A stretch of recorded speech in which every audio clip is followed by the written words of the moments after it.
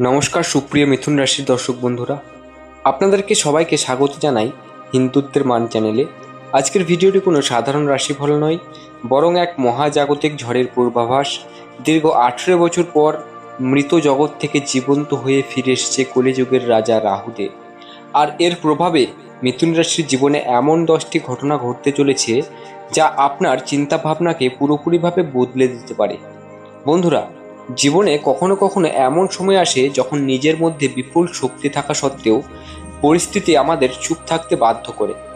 গত 4 মাস ধরে মিথুন রাশির জাতক জাতিকা এবং স্বয়ং রাহুদেবের ক্ষেত্রেও ঠিক এমনটাই চলেছিল যে রাহুদেব পুরো ব্রহ্মাণ্ডে নিজের রাজত্ব কায়েম করতে চেয়েছিলেন। তিনি এতদিন এক অদ্ভুত বন্দিত্বের মধ্যে ছিলেন।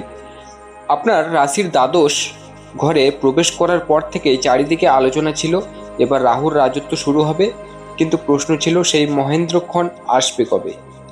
আসলে গত 4 মাস ধরে রাহুদেব জ্যোতিষশাস্ত্রের নিয়মে মৃত অবস্থায় ছিলেন। যখন কোনো গ্রহ 24 থেকে 30 ডিগ্রির মধ্যে থাকে তখন তার শক্তি সাময়িকভাবে ঘুমন্ত যোদ্ধার মতো লোপ পায়।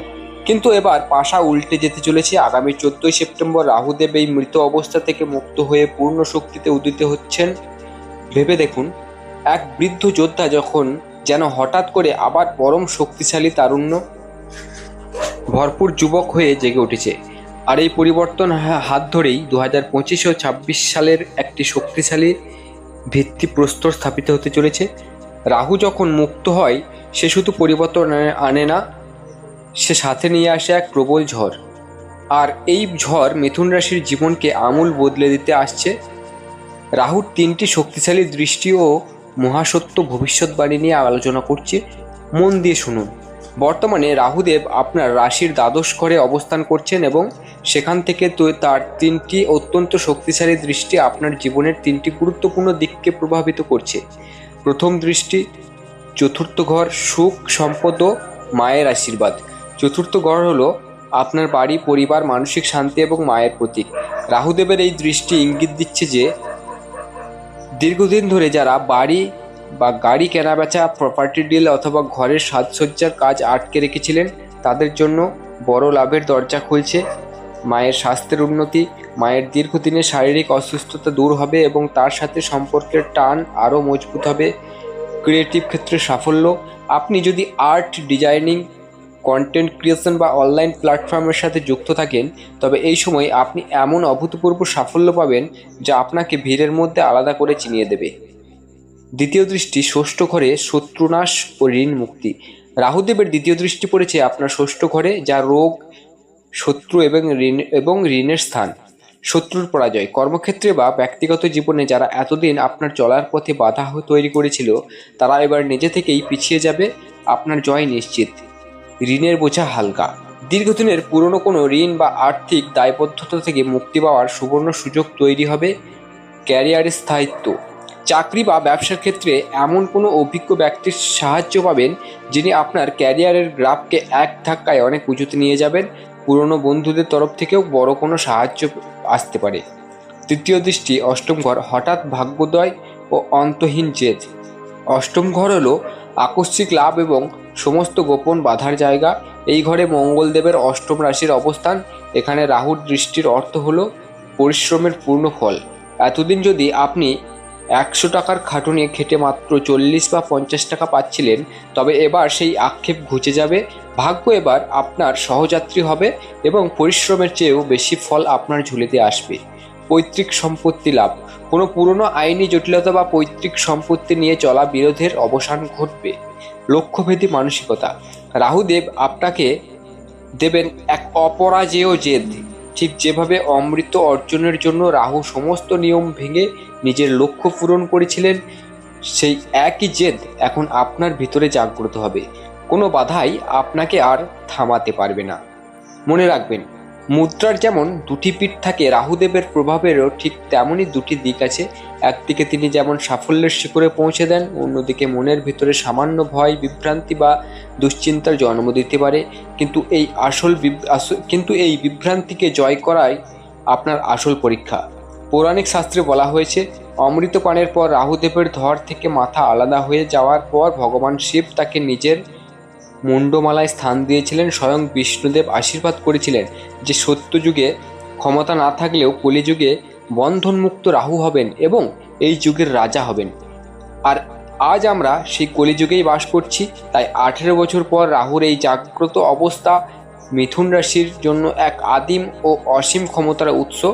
মাঠ এখন পুরো ফাঁকা, ব্যাট আপনার হাতে, এবার ছক্কা হাঁকানোর দায়িত্ব কিন্তু আপনার।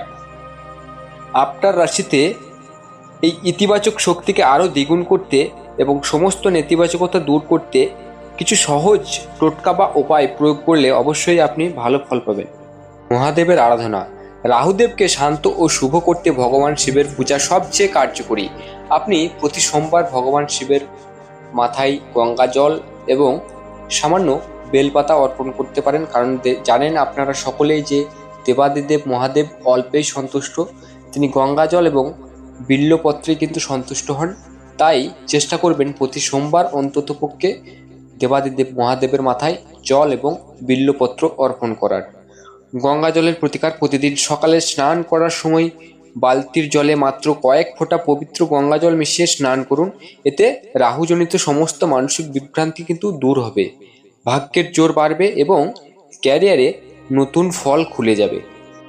এবং রাহুদেবকে খুশি করার জন্য আপনাকে অবশ্যই তার কথা স্মরণ রেখে আপনাকে কাজ করতে হবে এবং তাকে সন্তুষ্ট করার জন্য আপনাদেরকে কিন্তু পশু পাখিদের বিশেষ যত্ন নিতে হবে। অর্থাৎ পাখিদের জন্য আপনি কিছু দানা বা কিছু এই গরমের মধ্যে যদি তাদের জন্য একটি পাত্রে তাদের জন্য জল রেখে দেন এবং তারা যদি সেটি পান করেন, তাহলে এর দ্বারা কিন্তু রাহুর কুপ্রভাব থেকে আপনি মুক্ত হবেন এবং রাহু আপনার প্রতি খুশি হবেন। এটি করতে পারেন। অথবা কোনো জীবজন্তু যেমন গরু, কুকুর, সমস্ত পশুগুলোকে রুটি খাওয়াতে পারেন।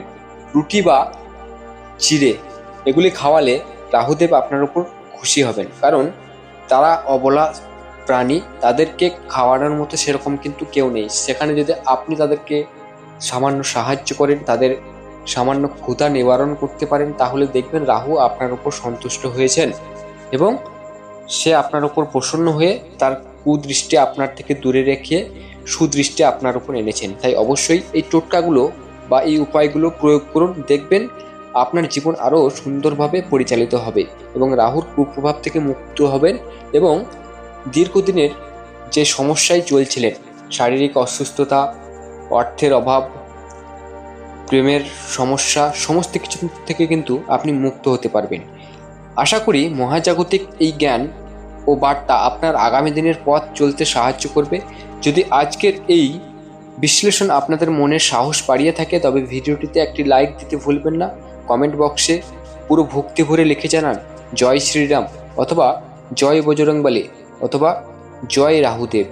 আর আপনি যদি আমাদের চ্যানেলে নতুন হয়ে থাকেন তবে এখনই সাবস্ক্রাইব করুন হিন্দুত্বের মান এবং সাথে সাথে পাশে থাকা বেল আইকনটি প্রেস করতে ভুলবেন না।